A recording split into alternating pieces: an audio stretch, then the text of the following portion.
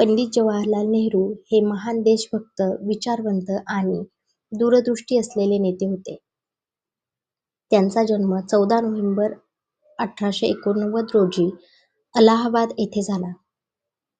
त्यांचे वडील मोतीलाल नेहरू हे एक प्रसिद्ध वकील आणि आई स्वरूपराणी नेहरू या गृहिणी होत्या. नेहरूंनी आपले शिक्षण इंग्लंडमधील हॅरो शाळा आणि केम्ब्रिज विद्यापीठात पूर्ण केले. त्यानंतर त्यांनी कायद्याचे शिक्षण घेऊन भारतात परत येऊन वकिली सुरू केली. पंडित नेहरूंना भारताच्या स्वातंत्र्य संग्रामात भाग घेताना अनेक वेळा तुरुंगवास भोगावा लागला. त्यांनी महात्मा गांधींच्या नेतृत्वाखाली अहिंसात्मक मार्गाने स्वातंत्र्यासाठी लढा दिला. भारत स्वतंत्र झाल्यानंतर 15 ऑगस्ट 1947 रोजी ते भारताचे पहिले पंतप्रधान झाले. त्यांनी देशाच्या विकासासाठी औद्योगिक, कृषी आणि शैक्षणिक क्षेत्रात मोठे योगदान दिले. नेहरूंची विचारसरणी आधुनिक, वैज्ञानिक आणि मानवतावादी होती. त्यांनी भारतात अनेक मोठी धरणे, उद्योग आणि तांत्रिक संस्था उभारल्या.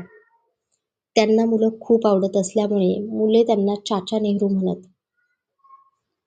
त्यांच्या वाढदिवसाच्याच दिवशी म्हणजे 14 नोव्हेंबर रोजी भारतात बालदिन साजरा केला जातो.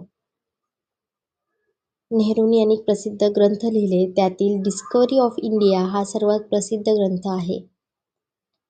त्यांनी भारताला धर्मनिरपेक्ष, लोकशाही आणि प्रगत राष्ट्र बनवण्याचे स्वप्न पाहिले. 27 मे 1964 रोजी पंडित जवाहरलाल नेहरू यांचे निधन झाले.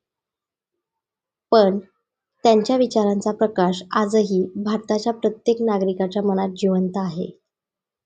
पंडित नेहरू हे केवळ राजकारणी नव्हते, तर ते एक दूरदृष्टी असलेले नेते, विचारवंत आणि मुलांचे सच्चे मित्र होते.